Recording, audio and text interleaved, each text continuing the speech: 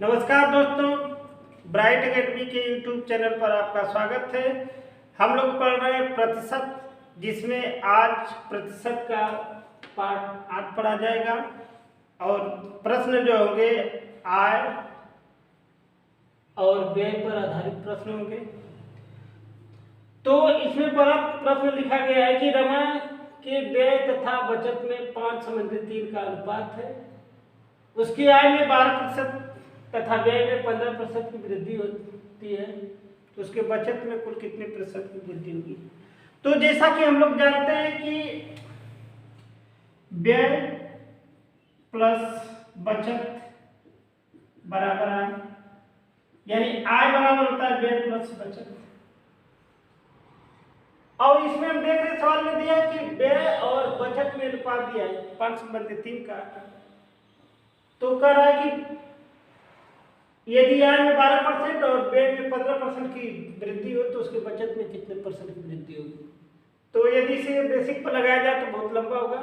आइए ट्रिक से, बहुत आसानी से, बहुत छोटे में, बहुत कम समय में इसको हल किया जाएगा।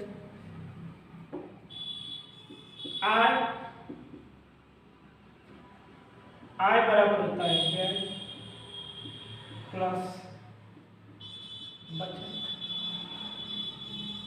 व्यय दिया है आपका 5 और बचत दिया है 3, तो आय हो जाएगा आपका 8। सवाल में दिया कि उसकी आय में 12% की वृद्धि होती है, तो मान लेंगे हम, माना बचत में X% की वृद्धि होगी,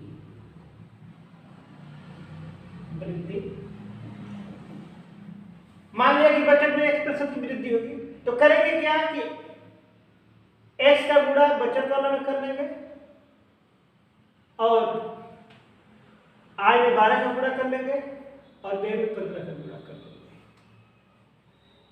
तो देख रहे हैं कि आय में जो है 12% की वृद्धि है, अर्थात 12 गुणे 8 यानी 96% हो जाएगा।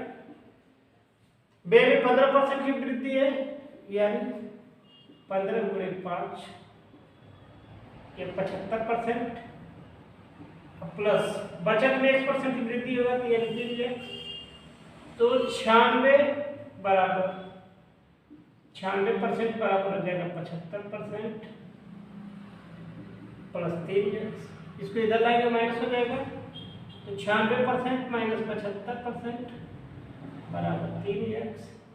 घटा देंगे तो 1 2 यानी 21% बराबर 3x, काट देंगे x बराबर 7%।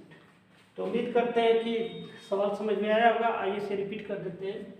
सवाल दिया था कि व्यय तथा बचत में 5:3 का अनुपात है, तो व्यय 5 होगा, बचत 3 होगा, तो आय 8 होगा। सवाल में दिया था आय में 12% की वृद्धि, व्यय में 15% की वृद्धि, तो बचत में कितने परसेंट की वृद्धि होगी। तो बचत में मान लिया कि 1% की वृद्धि होगी, तो जो परसेंटेज माने वह व्यय बचत में गुणा होगा और व्यय वाला दिया है यानी इसमें गुणा हो जाएगा, आय वाला दिया है आय में गुणा हो जाएगा। अब करेंगे क्या कि गुणा करने के बाद परसेंटेज को एक तरफ लिख लेंगे और उसको घटा देंगे और 3x के बराबर दिखा देंगे, x का मान निकाल देंगे। यही आपका अभिष्ट बचत में वृद्धि होगी। आइए सवाल नंबर 2 को देखते हैं। आइए प्रश्न नंबर 2, मोहन का व्यय और बचत 3:2 के अनुपात में है। उसकी आय में 10% की वृद्धि होती है और उसका व्यय भी 12% बढ़ जाता है, तो उसकी बचत में कितने प्रतिशत की वृद्धि होगी।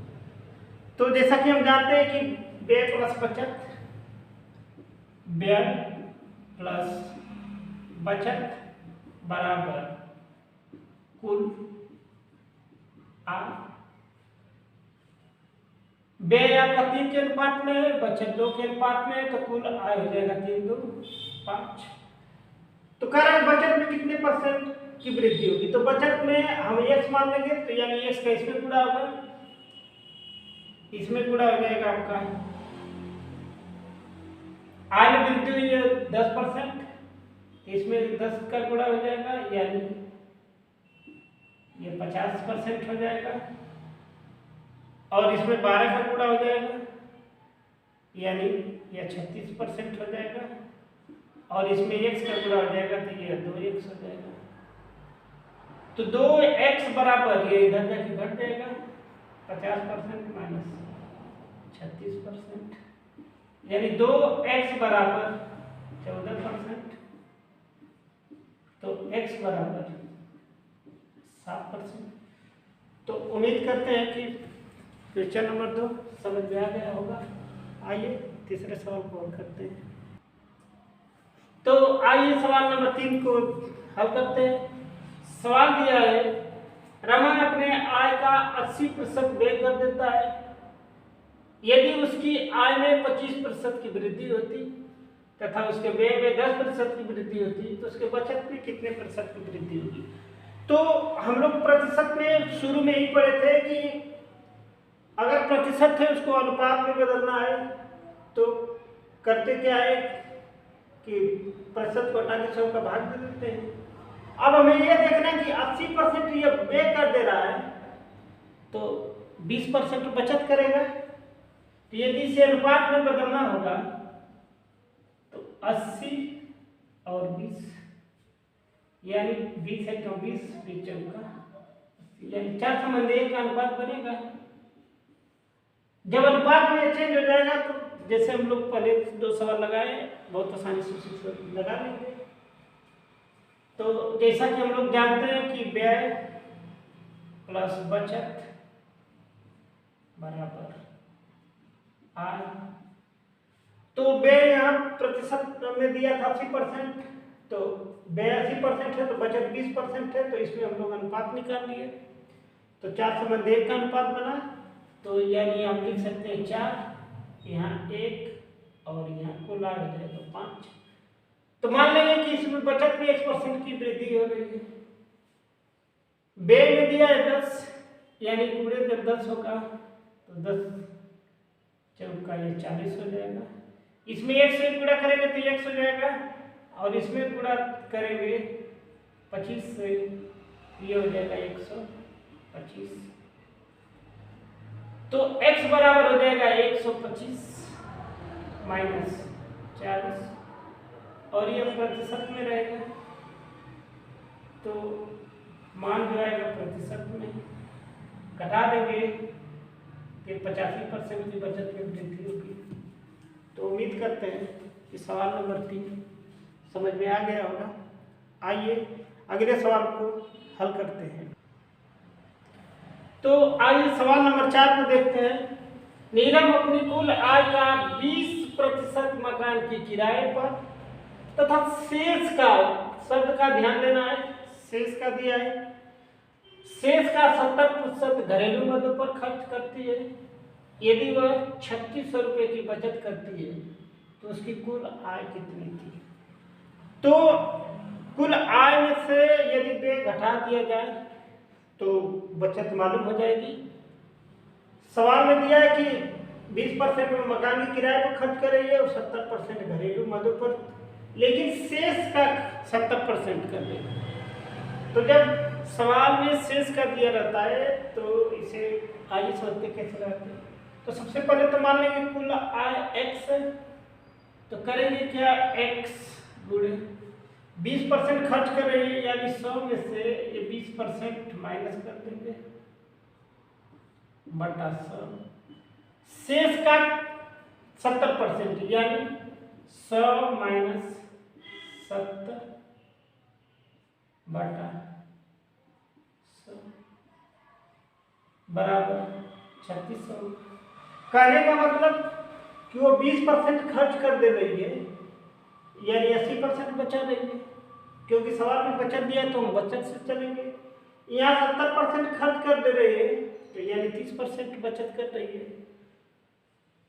तो हल करने पर आपको मिलेगा यह 80 बटा 100, और यह मिलेगा आपका 30 बटा 100 बराबर 3600।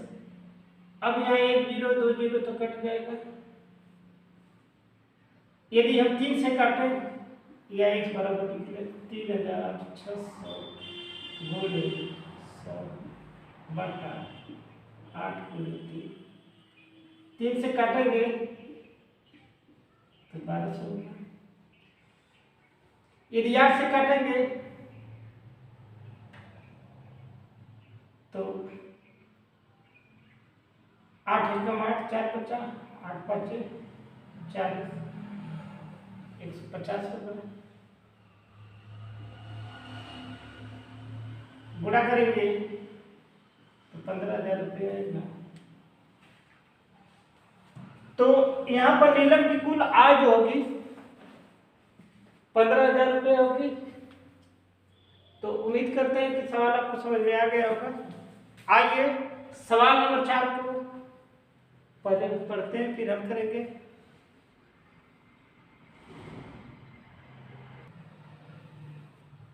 तो सवाल नंबर 5, राधा अपने वेतन का 40% भोजन पर, 20% मकान के किराए पर, 10% मनोरंजन पर, 10% परिवहन पर खर्च करती है। यदि माह के अंत में उसकी बचत 1500 रुपये है तो उसके मासिक वेतन कितना होगा। तो इस सवाल में हम देख रहे हैं जो इसके पहले सवाल पढ़े थे उसमें शेष क्या दिया था, लेकिन इसमें कहीं भी शेष का नहीं लिखा है। इसका मतलब ये सवाल जो उससे अलग है। तो सबसे पहले इसमें हम ये देखेंगे कि कुल कितना प्रतिशत खर्च कर रही है और कितना % बचा रही है।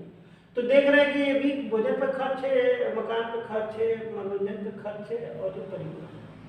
तो कुल खर्च देख रहे हैं प्रतिशत में, कुल खर्च तो आपका होगा 40% प्लस 20% प्लस 10% प्लस 10%, दो जगह 10% दिया है। तो 40 20 60 10 70 10 80% खर्च कर दे रही है। तो बचत जो होगा 100% में से 80% घटा देंगे यानी 20%। अब हम सवाल में देख रहे हैं कि जो मान दिया है रुपये में वो बचत कर दिया है। तो यानी उनको बचत से तुलना करके अब कुल आय निकालना है यानी 100% का मान निकालना होगा। तो हम कह सकते हैं कि 20% बराबर 1500 रुपया। तो 100% बराबर हो जाएगा 1500 गुणे 100 बटा 20। अब करेंगे क्या, 20 5 100 15 5 75 यानी 7,500 रुपये उसकी मासिक वेतन होगी। यानी राधा की मासिक वेतन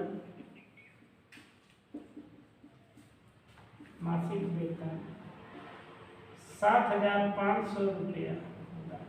तो उम्मीद करते हैं कि प्रतिशत के आय और व्यय पर आधारित प्रश्न समझ में आ गया होगा। वीडियो अच्छी लगी हो तो लाइक करें, कमेंट करें, शेयर करें और चैनल को सब्सक्राइब करें। मिलते हैं अगले पार्ट में यानी पार्ट 9 में। तब तक के लिए धन्यवाद।